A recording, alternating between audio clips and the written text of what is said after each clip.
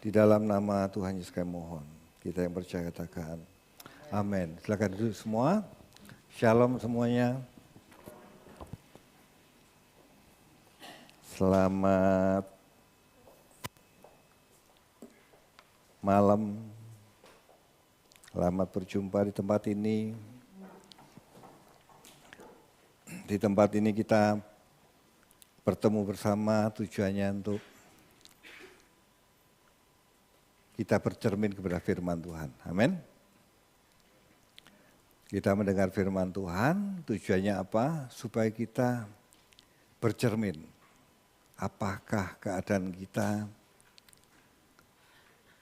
layak di hadapannya? Kalau belum, kalau kita memperkarakan keadaan kita, Tuhan akan tolong kita. Tuhan ampuni kita. Tapi Tuhan berharap kita berubah. Amin. Amin. Baik Bapak Ibu, miliki hati yang rendah hati ya untuk mendengar firman Tuhan. Matius 5 ayat 5. Silakan Pak Andoko. Matius 5 ayat 5. Berbahagialah orang yang lemah lembut, karena mereka akan memiliki bumi. Ya, ini yang perkataan Tuhan Yesus tentang bahagia yang ketiga. Yang pertama, berbahagialah orang yang miskin. Yang kedua, berbahagialah orang yang berduka cita. Dan yang ketiga, berbahagialah orang yang lemah lembut. Nanti bulan depan kalau ada tugas lagi buat saya, mungkin masih tetap di berbahagia orang yang lemah lembut. Kenapa ini agak panjang memang sesinya ya. Jadi yang sekarang mungkin bagian 1, nanti bulan depan bagian 2 ya. Berseri. Baik, berbahagialah orang yang lemah lembut karena mereka akan memiliki bumi. Kata berbahagia ini berkaitan dengan kerajaannya, hidup kekal, tentang surga. Ya, jadi kaitannya dengan bukan hal jasmani tapi hal rohani. Amin. Lemah lembut itu bahasa aslinya praos, yang artinya watak yang lembut atau kelembutan hati atau rendah hati. Sebetulnya ayat dari Matius 5 ayat 5 ini diambil dari Mazmur 37 ayat 11. Bisa dibacakan Pak Andoko? Mazmur 37 ayat 11. Nah, nanti bulan depan itu kaitannya ke Mazmur ini. Tapi saya ambil dulu di Matius yang 5 ayat 5. Silakan Pak Andoko. Mazmur 37 ayat 11. Tetapi orang-orang yang rendah hati akan mewarisi negeri dan bergembira karena kesejahteraan yang berlimpah-limpah. Ya.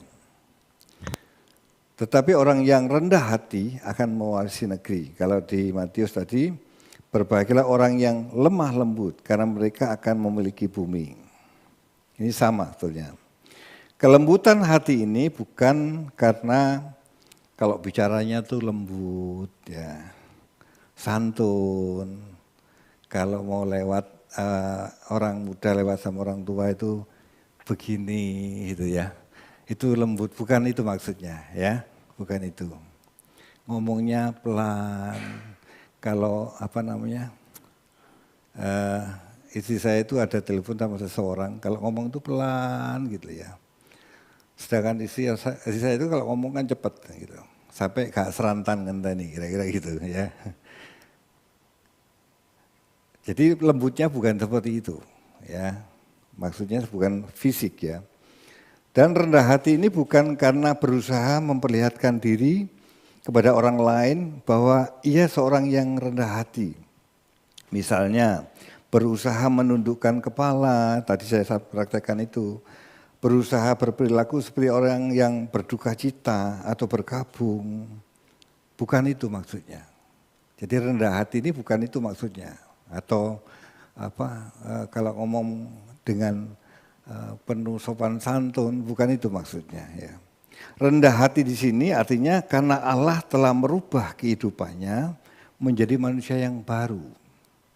Ya. Rendah hati ini berangkat dari dalam. Tapi yang dalam ini tidak bisa selesai kalau dengan hukum. Ya, harus dengan firman kebenaran, yaitu Injil. Injil itu merombak batiniah kita.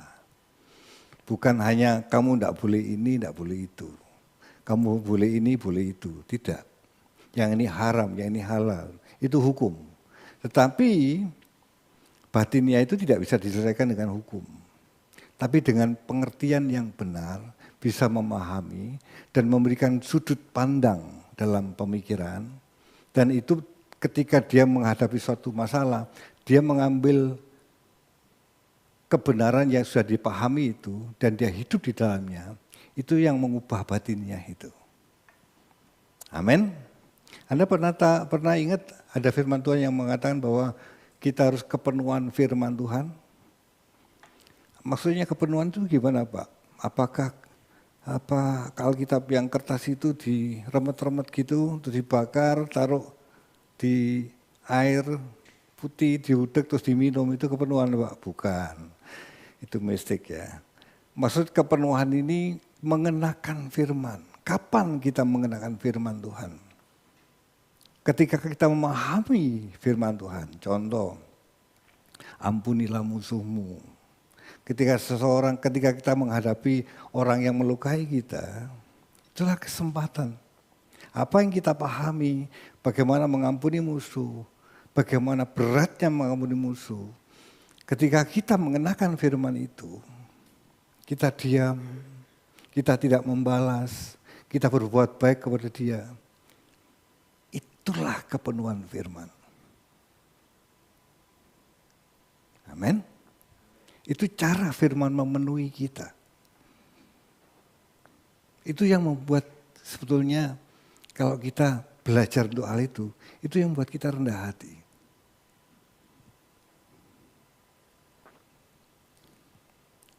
Dia yang salah Pak, kok saya yang suruh ngampuni. Belajar rendah hati itu seperti itu. Kita yang salah, Tuhan Yesus yang disalib. Yesus ngomong apa? Ampuni mereka, karena mereka tidak tahu apa yang mereka perbuat. Itu rendah hati. Amin Bapak Ibu. Lemah lembut itu sikap batiniah, bukan tampilan luar. Tapi sikap batiniah. Tadi saya katakan bisa orang itu berpenampilan lemah lembut, sopan santun. Yang dimaksud firman ini berbahagialah itu bukan itu. Itu tampak di luar. Tapi yang dimaksud oleh bahagia di sini, bahagialah orang yang lemah lembut, itu batiniahnya yang lembut. Ketika seseorang memiliki batiniah yang lembut, yang lemah lembut, Tuhan katakan berbahagialah kamu, beruntunglah kamu. Kata bahagia itu sama dengan beruntunglah kamu. Kaitannya apa Pak? Karena kamu dalam kerajaannya. Amin. 1 Petrus 3 ayat 4. Bahwa lemah lembut itu sikap batiniah. 1 Petrus 3 ayat 4. Ya. Tetapi perhiasanmu ialah manusia batiniah yang tersembunyi dengan perhiasan yang tidak binasa, yang berasal dari roh, yang lemah lembut dan tentram, yang sangat berharga di mata Allah. Ya, batinnya yang ini sinkron banget dengan Matius 5:5. Bahwa berbahagialah yang lemah lembut, itu berharga di mata Allah. Makanya Allah mengatakan, bahwa Yesus mengatakan seperti ini, bahwa berbahagialah kalau kamu memiliki hati yang lemah lembut. Karena manusia-manusia yang memiliki batinnya yang lemah lembut ini, itu berharga di mata Allah. Mungkin di mata manusia tidak berharga, tapi di mata Allah berharga. Beruntunglah kalau kamu memiliki keadaan seperti itu. Nah, lemah lembut ini saya bagi 3, sebetulnya juga bisa dapat ada hal yang lain, tapi saya ambil 3 supaya kita bisa mudah memahami. Pertama, lemah lembut artinya rela diperlakukan tidak adil. Jadi ketika kita diperlakukan tidak adil dan kita rela untuk mengalami hal itu, rela itu ketika kita berlakukan tidak adil bukan membalas. Rela itu kita menerima dan kita tidak membalasnya, kita diam. Kita tahu Allah sedang bekerja lewat peristiwa ini untuk membentuk hati kita. Kita rela, terima kasih Tuhan kesempatan ini. Itu lemah lembut yang pertama. Rela untuk menerima keadaan yang sulit. Tidak bersungut-sungut, tidak ngomel. Kita ingat orang Israel ketika di padang gurun, mereka ngomel-ngomel. Tapi ketika seseorang sebetulnya dia menerima, dia diam, tidak membalas. Ketika dibully, tidak membalas.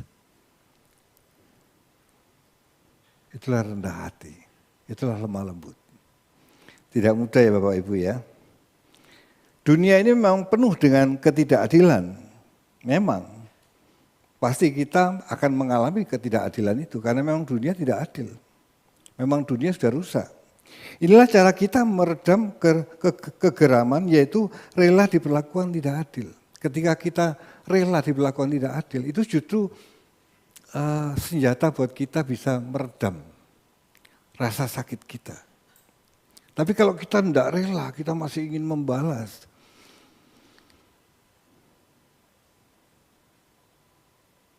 Itu akan berlangsung semakin lama, itu semakin merusak batiniah kita. Semakin kita tidak bisa rendah hati. Amin. Musa, ketika kita dilukai, ia menyerahkan ketika kita mengalami masalah, terus kita dilukai, kita tidak bertindak dengan cara kita. Tapi bertindak dengan kita serahkan hal ini kepada dia. Bukannya kalau kita serahkan kepada dia terus kita minta Tuhan tolong buat orang itu celaka. Itu sama saja. Bukan itu. Menyerahkan itu bahwa kita percaya bahwa Allah itu Allah yang maha adil. Apapun yang terjadi walaupun di mata manusia itu atau di mata kita tidak adil. Tapi kalau kita menyerahkan kepada dia, artinya kita percaya kepada dia. Dia akan menyelesaikannya dengan cara dia. Tapi kita tidak boleh minta orang lain itu celaka.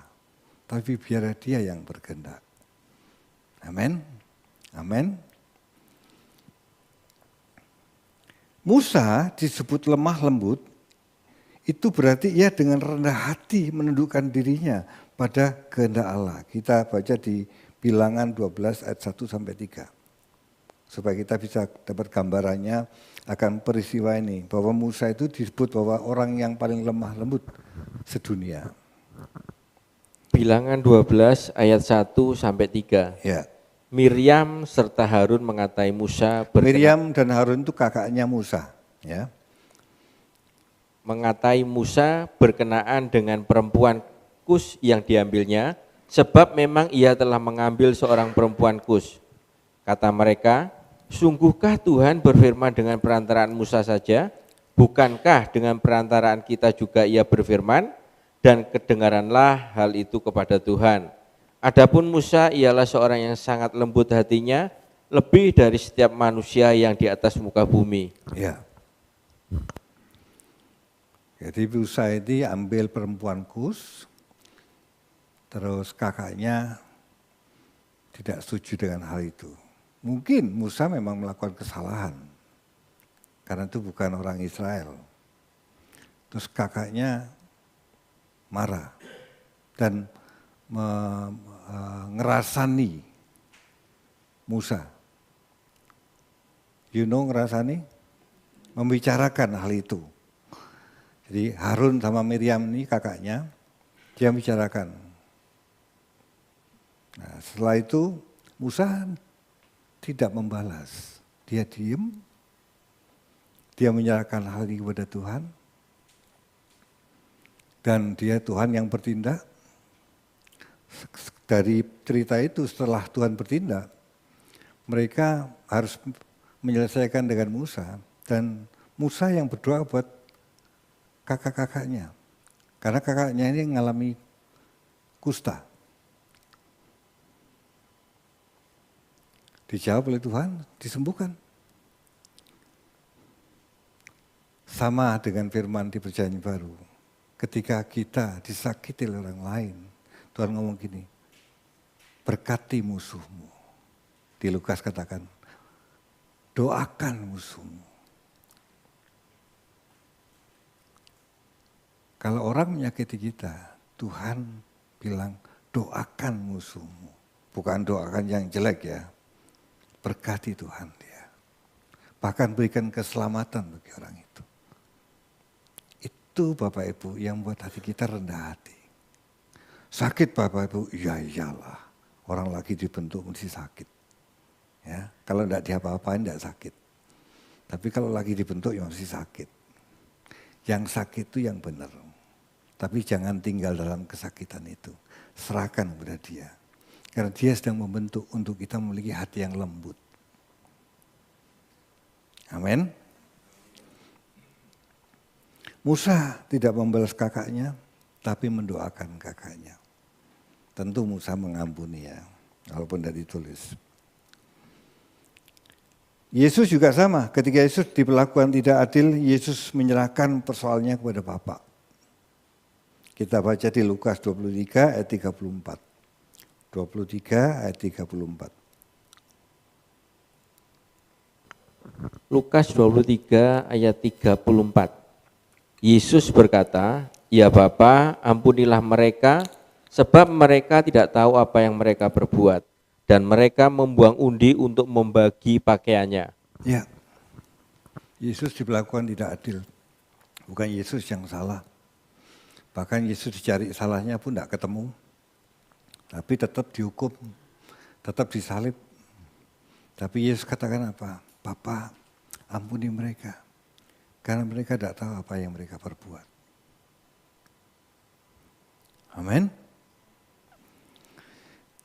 Kalau guru kita melakukan hal itu, tentu kalau kita menganggap bahwa kita muridnya, kita pun harus melakukan yang sama.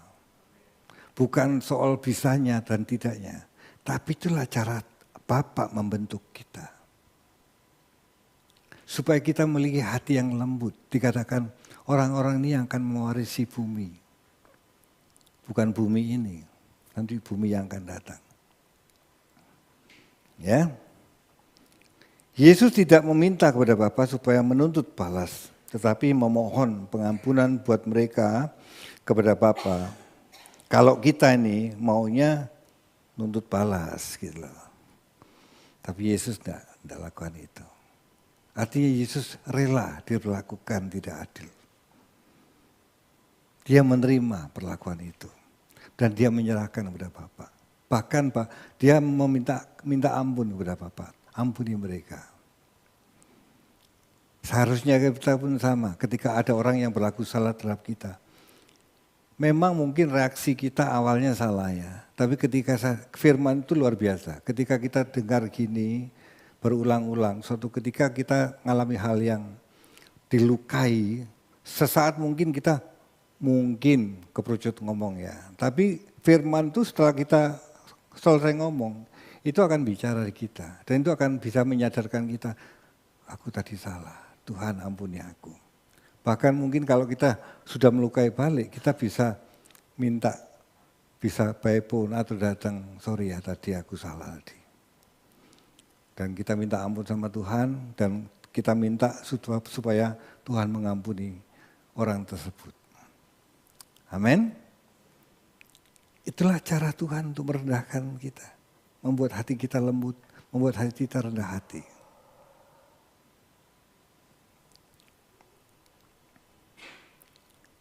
Inilah sikap rendah hati itu ketika Yesus mengatakan ampuni mereka Bapak. Karena mereka tidak tahu apa yang mereka perbuat. Ini kalau kita merenungkan itu dewasa banget gitu. Matang banget. Pribadi yang seperti itu matang banget. Gitu. Kita dengar firman gini kita bisa berkaca ya. Tidak usah yang suami nyenggol istri, nyenggol suami. Ini lu ini. Ini cocok firmannya buat kamu. Enggak, cocok buat kita sendiri ya. Termasuk yang ngomong ini. Amin. Ya, yang senyum-senyum kayaknya pengalaman. Ya. Matius 5:39 sampai 45. Silakan Pak Handoko. Matius 5 ayat 39 sampai 45 Pak. 45. Tetapi aku berkata kepadamu, janganlah kamu melawan orang yang berbuat jahat kepadamu, melainkan siapapun yang menampar pipi kananmu, berikanlah juga kepadanya pipi kirimu. Dan kepada orang yang hendak mengadukan engkau karena mengingini bajumu, serahkanlah juga jubahmu. Dan siapapun yang memaksa engkau berjalan sejauh 1 mil, berjalanlah bersama dia sejauh 2 mil. Berilah kepada orang yang meminta kepadamu dan janganlah menolak orang yang mau meminjam daripadamu. Kamu telah mendengar firman, kasihilah sesamamu manusia dan bencilah musuhmu. Tetapi aku berkata kepadamu, kasihilah musuhmu dan berdoalah bagi mereka yang menganiaya kamu. Karena dengan demikianlah kamu menjadi anak-anak Bapamu yang di surga, yang menerbitkan matahari bagi orang yang jahat dan orang yang baik, dan menurunkan hujan bagi orang yang benar dan orang yang tidak benar. Ya, Bapak berharap kita berubah supaya kita bisa tinggal bersama-sama dengan Dia. Amin. Amin. Tujuan Tuhan mau melembutkan hati kita, membuat kita memiliki hati yang rendah hati, supaya kita bisa tinggal bersama dengan Dia kelak. Jadi dikatakan mewarisi bumi itu. Amin. Tempeling kanan, kasih yang kiri. Siap? Bapak Ibu, saya punya pengalaman seperti ini. Saya kan kerja di koperasi. Suatu ketika ada orang yang one prestasi, seorang ibu-ibu, dia punya anak 2 leka 3 kalau ya. Dan kita waktu itu memang sudah survei dan segala macam, keadaan bagus, jaminan bagus, kita berikan pinjaman, tapi suatu ketika dalam perjalanan dia mengalami one prestasi. Dan berlangsung lama, tidak bayar apa kewajibannya, dan suatu ketika dia mau menyelesaikan, tapi masih butuh waktu yang panjang. Dia bilang bahwa asetnya itu ada yang mau beli gitu. Terus dia datang ke kantor saya, menemui saya. Nah di kantor itu dia cerita, saya tanyai, kenapa kok kejadian seperti ini? Ini. Terus dari cerita itu, ibu itu dalam cerita itu ternyata juga ada banyak hal yang dia alami ya, kenapa macet itu. Terus di dalam cerita itu ada cerita tentang anaknya yang 2 ini, yang 1 SMP sama SD. Saya itu tidak bisa ngambil rapot Pak, sampai Pak, tidak punya uang. Jadi rapotnya itu nyantol di sekolahan. Bahkan yang satunya mau ujian atau gimana itu, pokoknya dia tidak punya uang gitu. Lah saya yang diceritani gitu, yang ngerti firman, pusing enggak? Enggak ditolong, tapi Tuhan ngomong di sini, gitu, firman-Nya. Lu mau apa sekarang? Saya bilang gini, Bu, Ibu coba hubungi sekolah, itu uang berapa yang harus ditanggung? Akhirnya saya selesaikan. Terus berapa bulan kemudian, ya kira-kira 3-4 bulan, lebih mungkin, selesai akhirnya, terjual asetnya. Maksudnya gini, kita itu mau tunduk kepada Tuhan, taat pada firman-Nya, Dia yang berkarya kok, Dia yang beracara. Kita kan mikirnya, enggak bisa, orang dia pinjam enggak bayar, apalagi dibayari sekolah, tambah lama nanti. Enggak. Justru kita dalam ketidakmampuan itu, Tuhan itu beracara. Kalau kita berniat melakukan kebenarannya, saya kasih tahu Bapak Ibu, Tidak mungkin Tuhan tidak bela kita. Tapi tentu bukan dalam pembelaannya Anda jangan lihat di jasmaninya penyelesaiannya. Tidak. Tapi penyelesaian batiniahnya. Setelah itu pasti ada yang berubah di diri kita. Amin. Amin. Yang mungkin dulu kelembutannya cuma 1%, pasti nambah lah, mungkin 2%. Dari setiap peristiwa yang kita alami, kalau kita mau tunduk pada firman-Nya, yang sulit kita lakukan, tapi kita memilih itu, kita memilih dipenuhi firman-Nya, itu membentuk hati kita untuk rendah hati. Tidak melawan peristiwa itu dengan cara kita, dengan pikiran kita. Enggak. Kalau kita disakiti orang, disalamati orang, diam. Pak, kalau harus mau diomongkan, kan enggak apa-apa. Tapi omonglah baik-baik. Tapi kalau hatimu lagi panas, jangan ngomong dulu. Karena pasti penyelesaiannya enggak akan menjadikan baik. Dan itu enggak akan membentuk hati kita. Datang dulu sama dia, Tuhan aku punya masalah ini. Tuntun aku supaya aku bisa melakukan seturut dengan kehendak-Mu. Aku mau kehendak-Mu yang jadi, bukan kehendak-Ku. Tuhan kan tuntun acara itu. Pembentukan itu akan berjalan kalau kita seturut dengan kehendak-Nya. Amin. Amin. Kenapa bangsa Israel tidak bisa masuk tanah Kanaan? Hanya 2 orang, Kaleb sama Yosua. Karena mereka menolak firman semua. Mereka bersungut-sungut, mereka tidak menerima keadaan itu dari padang gurun. Musa, apakah tidak ada kuburan di Mesir kalau kamu bawa kita ke sini? Mereka menyalahkan Musa. Padahal mereka dibawa ke padang gurun, itu rencana Bapa, rencana Allah buat mereka. Supaya mereka menjadi manusia yang siap ketika di Kanaan kelak. Amin. Sama, Kanaan kita langit baru, bumi yang baru. Amin.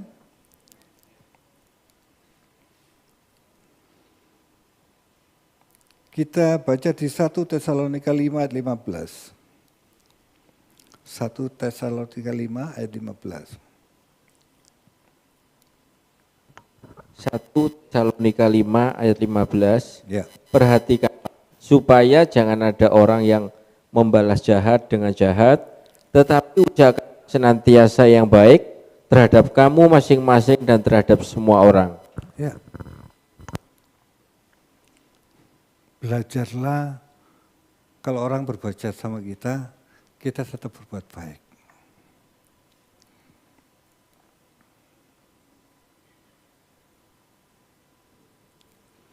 Saya ngalami satu perusahaan, ngalami kebangkrutan. Itu perusahaan bukan milik saya sendiri, tapi ada beberapa pemegang saham. Kalau sahamnya umpamanya 25, kalau orang 4, 25.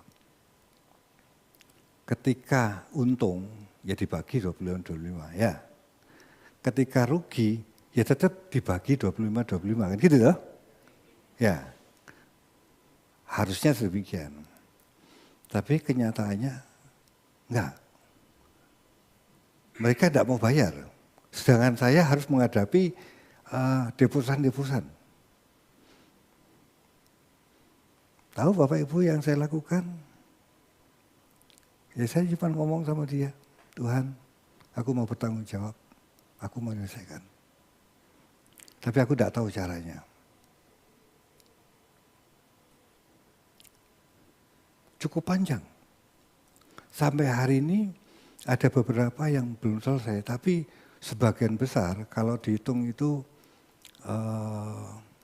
dari 100% itu sudah terselesaikan kira-kira 80% sudah terselesaikan. Tapi bayarnya pakai asetnya saya. Mereka tidak mau tahu. Bahkan yang satu minggat, tidak tahu kemana. Bapak Ibu tak kasih tahu. Saya bayar aset saya sama aset saya bayar. Tapi aset saya nambah. Loh kan aneh. Loh ini real loh saya ngomong. Saya bayar pakai aset saya. Tapi kenyataannya dalam perjalanan itu, aset saya nambah. Dan tidak pernah kekurangan.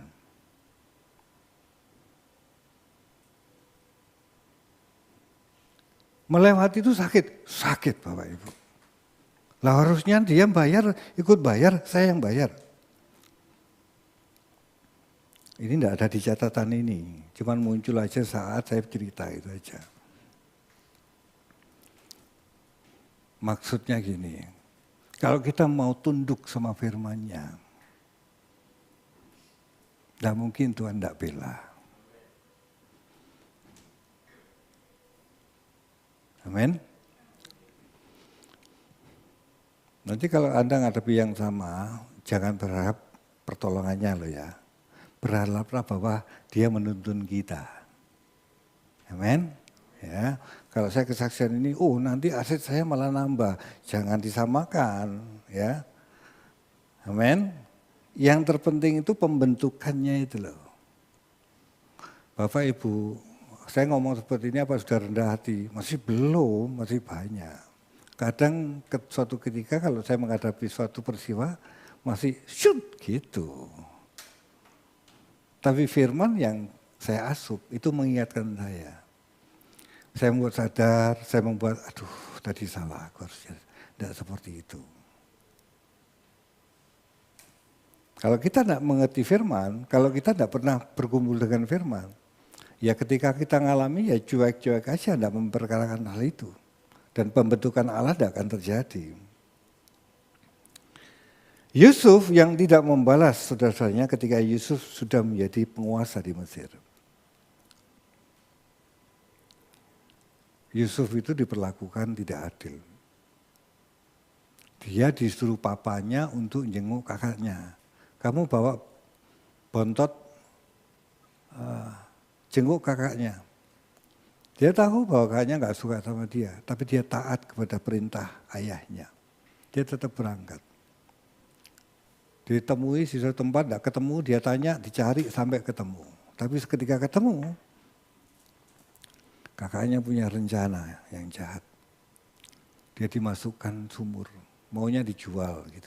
Jangan dulu dimasukkan sumur. Ketika ada mustafir lewat, dia dijual. Setelah dijual di tempat lain, dia tidak pernah ketemu lagi dengan ayahnya. Dan kakak-kakaknya pun berbohong dengan ayahnya. Dalam perjalanan pun Yusuf ngalami yang nyaman, tapi setelah itu dia digoda oleh tante Potifar dan dia tetap berpegang kepada kebenaran bahwa aku tidak mau berdosa terhadap Allahku. Itu perkataan itu menunjukkan bahwa dia orang yang takut akan Allah. Dia tetap berpegang pada firman. Akibatnya apa? Masuk penjara.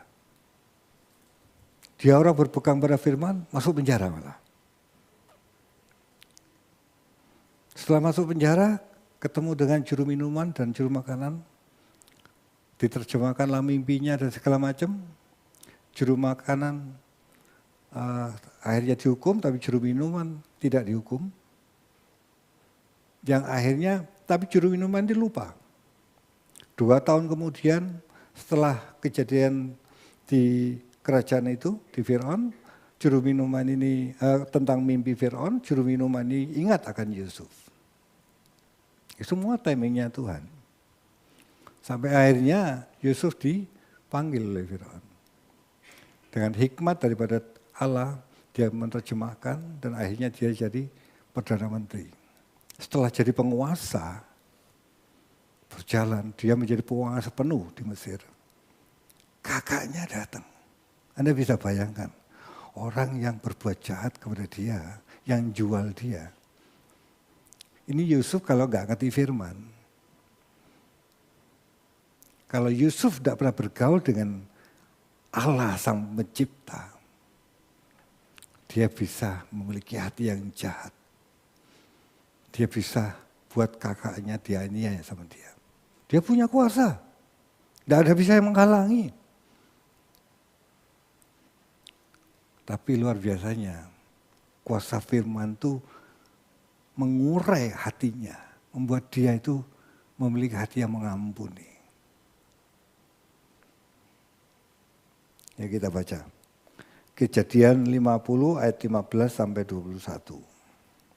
Jadi setelah papanya meninggal, Yakub, ya, mereka ketakutan si kakak-kakaknya. Waduh, ini kalau papa meninggal, Yusuf jadi penguasa, habis sudah kita, selesai sudah.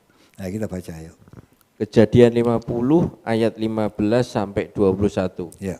Ketika saudara-saudara Yusuf melihat bahwa ayah mereka telah mati, berkatalah mereka, boleh jadi Yusuf akan mendendam kita dan membalaskan sepenuhnya kepada kita segala kejahatan yang telah kita lakukan kepadanya. Sebab itu mereka menyuruh menyampaikan pesan ini kepada Yusuf, sebelum ayahmu mati ia telah berpesan, beginilah harus kamu katakan kepada Yusuf, ampunilah kiranya kesalahan saudara-saudaramu dan dosa mereka, sebab mereka telah berbuat jahat kepadamu. Maka sekarang ampunilah kiranya kesalahan yang dibuat hamba-hamba Allah ayahmu.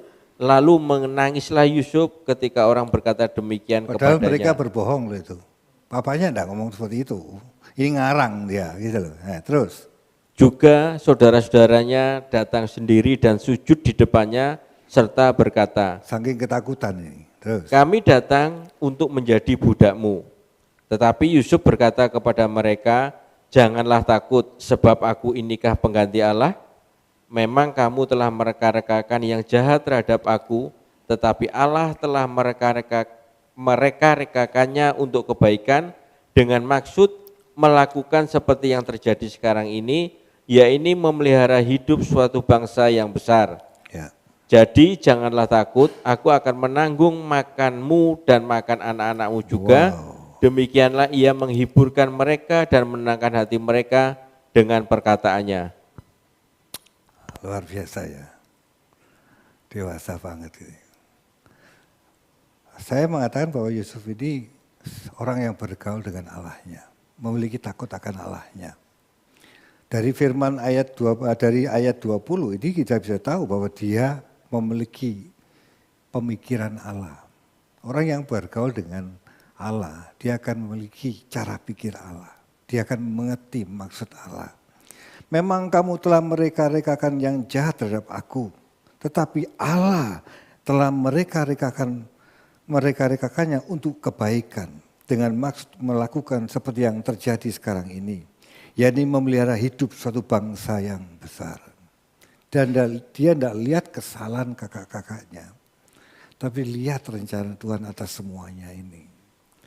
Bapak Ibu, tidak mudah ketika kita dilukai, kita lebih merespon apa yang Allah ngomong daripada hati kita yang ngomong. Anda nangkep ini? Kita lebih mudah meresponi hati kita daripada firman yang bicara oleh Roh Kudus, apa yang sudah kita dengar.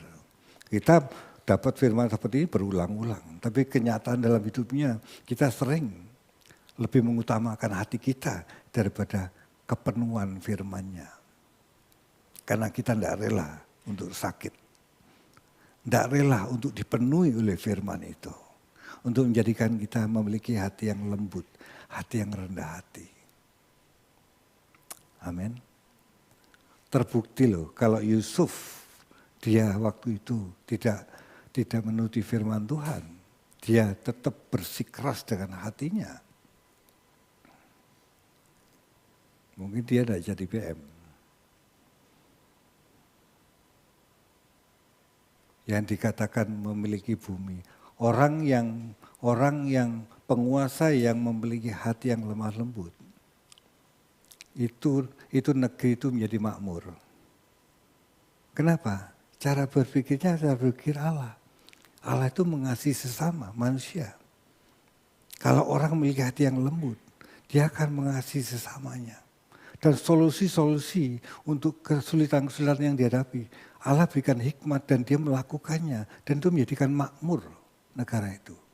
Orang yang memiliki hati yang lemah lembut, dia mewarisi negeri. Nangkap sampai sini? Nangkap sampai sini? Memang bukan sekarang untuk kita. Ketika orang memiliki hati yang lemah lembut, ketika nanti di sana, Tuhan sediakan langit baru yang bumi yang baru. Tidak mungkin ada orang yang membuat celaka orang lain di sana. Rusak nantinya. Amin. Ayat 21 ini menggetarkan banget. Jadi jangan takut. Aku akan menanggung makanmu dan makan anak-anakmu. Orang yang menyakiti dia mau tanggung. Meskipun saudaranya, tapi kalau menyakitkan itu tidak mudah loh Bapak Ibu. Yesus pun lakukan yang sama. Makanya Allah berbicara, berbahagialah orang yang memiliki hati yang lemah lembut.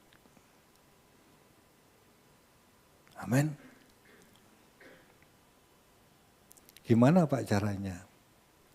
Relakan hatimu ketika proses itu berjalan dalam hidup kita. Amin Bapak Ibu.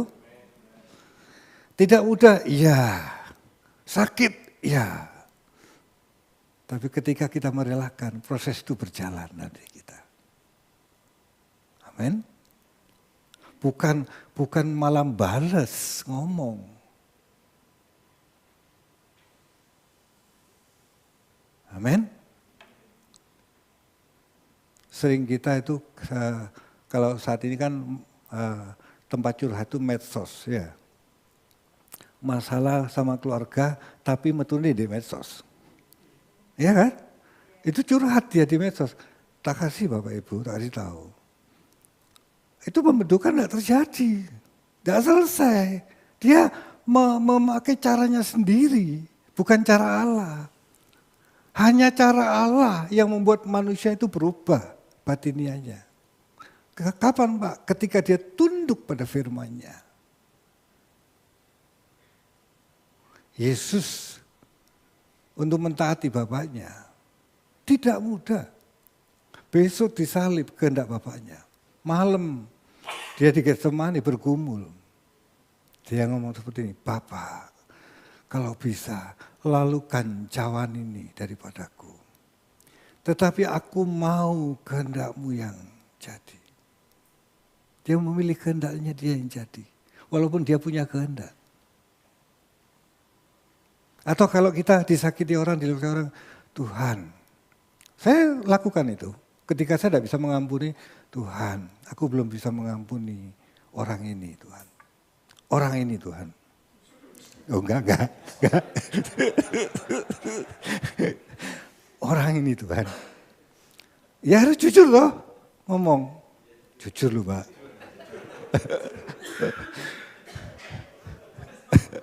Sampai waktu dia. Nanti setelah mimbar selesai kita penyelesaian ya. Kalau saya belum bisa mengampuni ngomong, Tuhan aku belum bisa mengampuni dia. Tapi aku mau mengampuni dia. Tolonglah aku. Tuhan pasti tolong. Percayalah cobaan. Tuhan pasti tolong. Nggak tahu caranya gimana. Tuhan pasti tolong. Kenapa? Kita mau taat sama firman-Nya. Tapi kita tidak memiliki kemampuan. Kita tahu hati ini betot banget gitu. Tuhan pasti tolong. Tidak mungkin tidak tolong. Dia tahu tidak mudahnya untuk orang melewati suatu proses untuk pembentukan. Dia tahu. Tapi ketika kita ngomong Tuhan aku mau ngampuni. Itu membuat dia bersuka. Amen. Bersuka itu bukan nyanyi-nyanyi aja. Tapi yang terpenting ketika kita mau taat firman-Nya, itulah dia membuat dia bersuka. Menyenangkanmu. Sakit. Tapi itu menyenangkan dia. Karena memang keadaan kita bobrok. Perlu penyelesaian. Amin. Inilah hati yang lemah lembut itu. Seperti Yusuf alami. Itulah hati yang rendah hati. Itu tidak instan, butuh satu proses. Saya percaya bahwa Yusuf ketika dia dimasukkan sumur, terus dijual, itu hatinya tenang-tenang aja. Enggak, berkecamuk di hatinya, pasti marah dia. Siapa orang dimasukkan sumur tidak marah? Pasti marah. Dia tidak bisa ketemu dengan ayahnya yang dia kasihi. Pasti marah lah. Tapi dia menyelesaikan dirinya.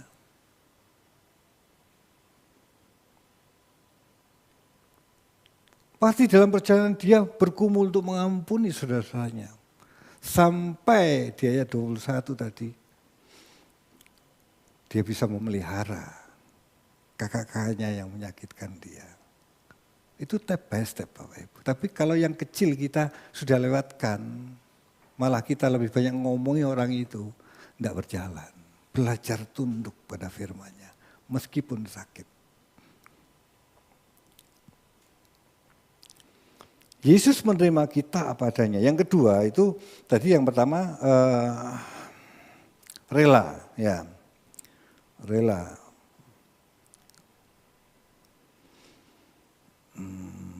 Sampai lupa saya.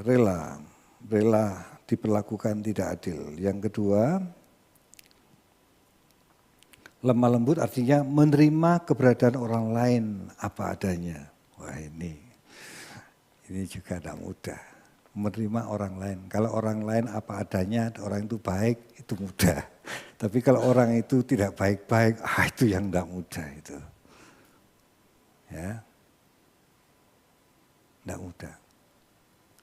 Untuk menerima orang itu apa adanya,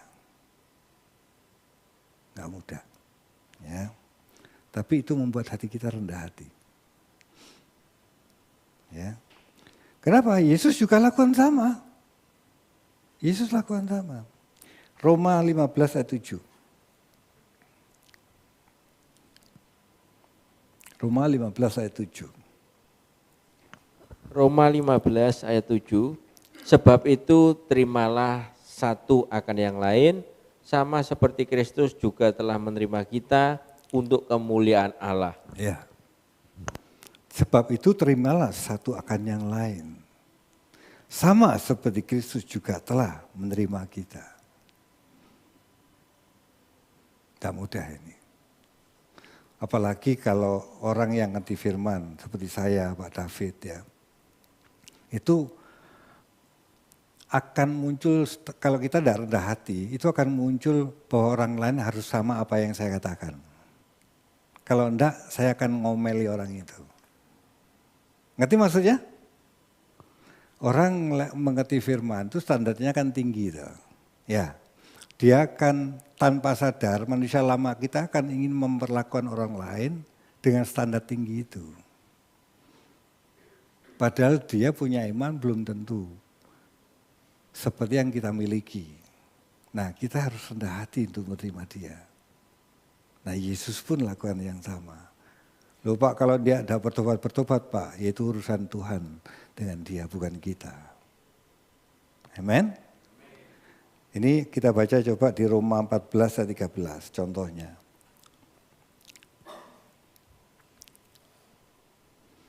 Roma 14 ayat 13 sampai 13 dan 15 Pak. Roma 14 ayat 13 dan 15. Karena itu janganlah kita saling menghakimi lagi, tetapi lebih baik kamu menganut pandangan ini, jangan kita membuat saudara kita jatuh atau tersandung. Ayat 15, sebab jika engkau menyakiti hati saudaramu oleh karena sesuatu yang engkau makan, maka engkau tidak hidup lagi menurut tuntutan kasih. Janganlah engkau membinasakan saudaramu oleh karena makananmu, karena Kristus telah mati untuk dia. Ya, kita tidak boleh mempersoalkan tingkat iman seseorang. Kalau dia belum mencapai itu, kita tidak boleh menuntutnya. Amin. Walaupun kita sudah mengerti firman. Kita sesama satu gereja gini aja memiliki pemahaman juga tidak sama tingkatannya. Kita tidak bisa memperlakukan, oh dia sudah dengar firman, dia harus mengerti, dia harus melakukannya. Tidak. Kita aja tuh berjuang untuk diri sendiri aja tidak mudah. Amin. Kita belajar menerima orang lain apa adanya. Oke, terutama pasangan kita. Ya, menerima pasangan kita itu apa adanya itu tidak mudah. Tidak mudah Bapak Ibu. Tidak mudah. Kalau yang bilang mudah itu mudah Pak. Kayaknya dia orang tipe hijau banget kira-kira gitu. Cuek gitu. Maaf Pak Tri ya, enggak sama-sama hijau Pak Tri.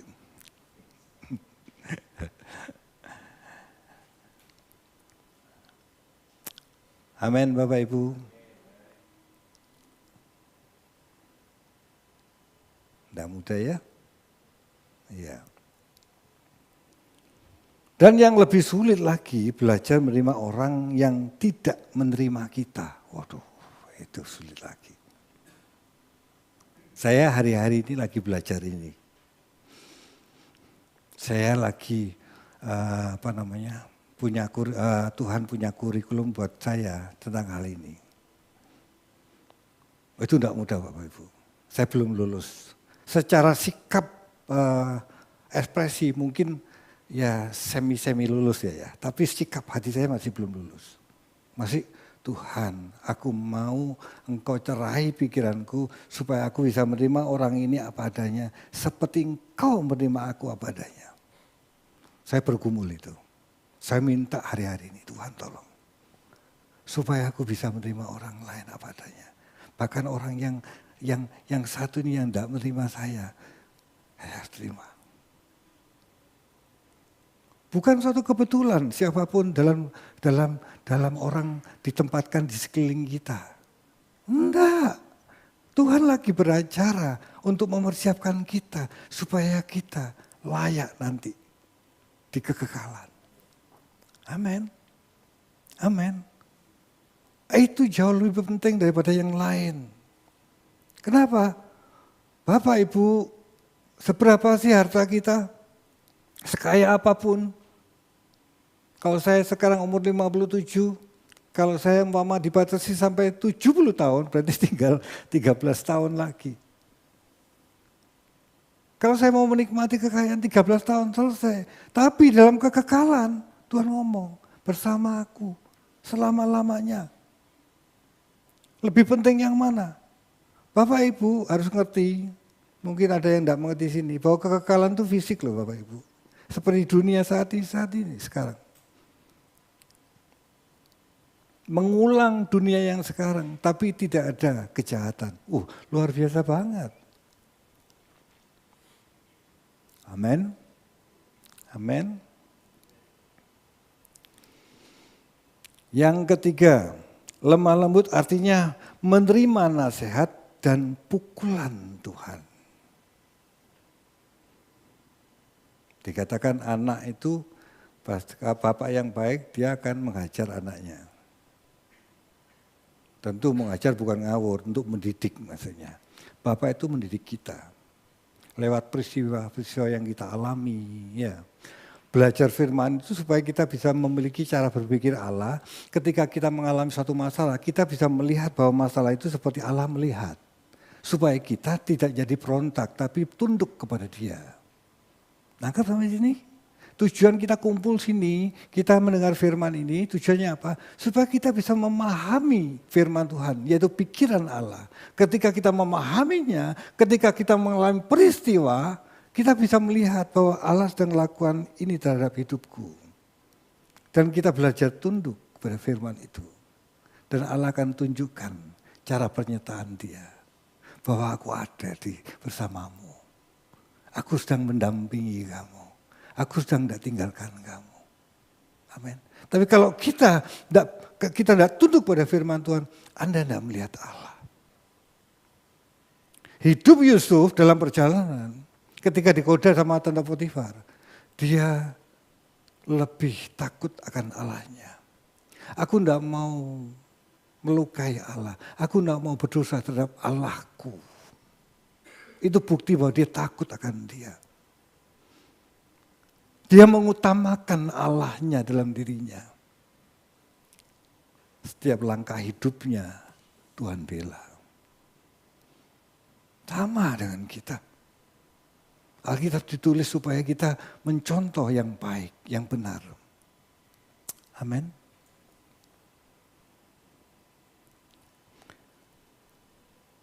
Lemah lembut artinya menerima nasihat dan pukulan. Belajar firman Tuhan itu mengingatkan kita, menyadarkan kita, dan melembutkan hati kita. Yakobus 1 ayat 21. Yakobus 1 ayat 21.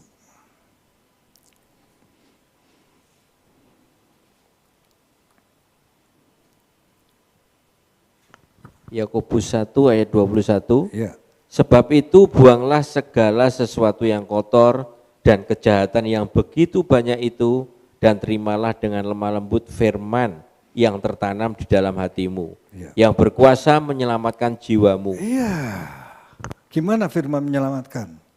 Ketika kita mendengar dan kita mengalami peristiwa dan kita tunduk pada firman itu. Kalau tadi saya katakan, kalau kamu dilukai, firman Tuhan ngomong, ampuni musuhmu, dan Anda belajar, aku mengampuni dia. Kalau Anda masih tidak mengampuni, bicara sama dia, Tuhan, aku kok tidak bisa mengampuni. Tetapi aku mau mengampuni dia, aku mau tunduk sama firman-Mu. Roh Kudus akan tuntun kita, akan tolong kita. Akan membuat kita menjadikan mampu untuk melakukannya. Itu mengenakan firman. Itu dipenuhi firman. Kita sering minta pernyataan Tuhan. Bapak Ibu, kalau kita ngadepi, gini, sering kita minta perlindungan Tuhan. Kalau kita tunduk pada firman-Nya, Anda tidak usah minta perlindungan, pasti dilindungi.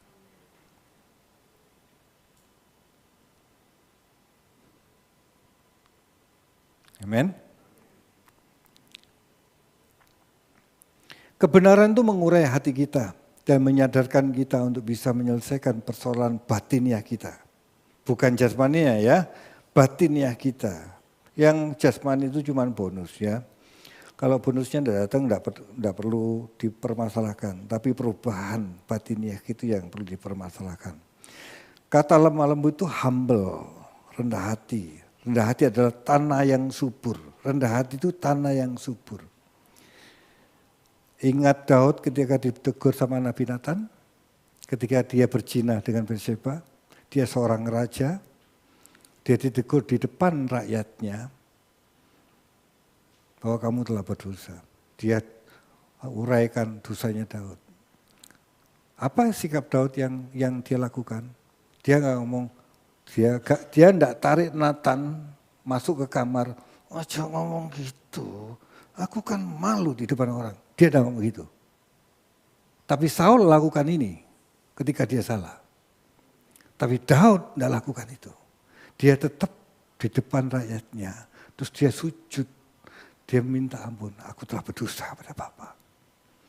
Dia merelakan hatinya untuk ditegur. Dia merelakan hatinya untuk diproses. Dia merelakan hatinya untuk diselesaikannya. Semua orang mengalami kekotoran, tapi ketika diselesaikan akan Allahnya, dan dia mau dengan rendah hati, itu berkat. Amin. Ketika ada orang menegur kita, mengkritik kita, belajar diam.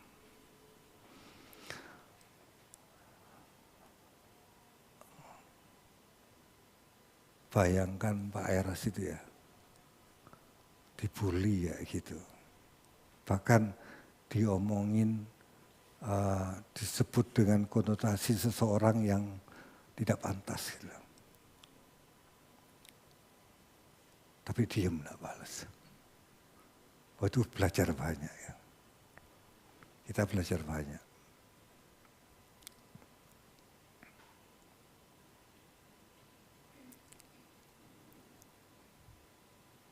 Kita harus menerima siapapun yang dipakai Tuhan untuk mengkritik, menegur kita.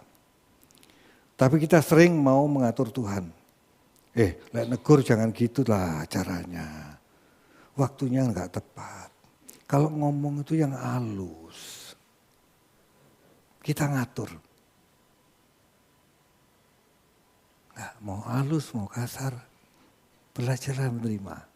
Meskipun sakit, jangan bereaksi. Supaya Allah bekerja. Amin. Sebetulnya kalau orang itu belajar firman dan bertumbuh ya, Roh Kudus akan tuntun dia. Sebetulnya sebelum orang lain menegur kita, sejatinya Roh Kudus itu sudah ingatkan kita. Tapi kita sering melewatkan teguran itu. Maksudnya butek gitu. Lewatkan teguran. Ya. Orang yang lemah lembut, orang yang menerima nasihat yang lembut tanpa kekerasan. Lemah lembut pribadi yang mudah dibentuk. Tadi dikatakan bahwa sebetulnya lemah lembut itu modal untuk bisa mudah dibentuk. Lemah lembut adalah modal utama seseorang mengalami pertumbuhan imannya. Itu penting. Kenapa orang Israel dibentuk ngomel-ngomel? Karena dia tidak terima pendidikan Tuhan. Mereka tidak masuk tanah Kanaan. Karena tidak memiliki hati yang lemah lembut.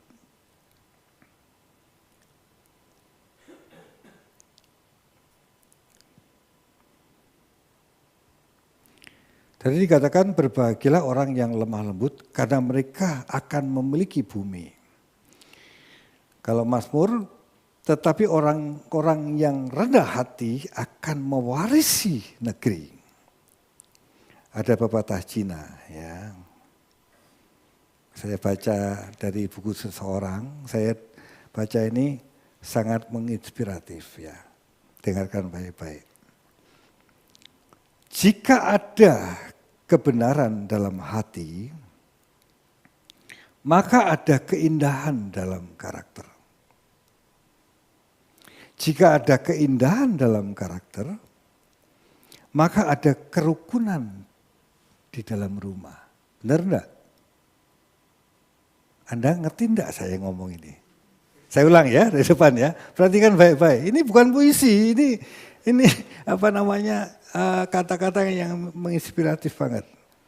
Yang bahwa membuktikan bahwa orang yang lemah lembut itu mewarisi negeri gitu loh. Ya. Jika ada kebenaran dalam hati, maka ada keindahan karakter dalam diri orang itu. Sampai sini jelas? Oke. Jika ada keindahan dalam karakter, ya, maka ada kerukunan di dalam rumah. So pasti toh kalau suami istri karakternya genah ngono loh.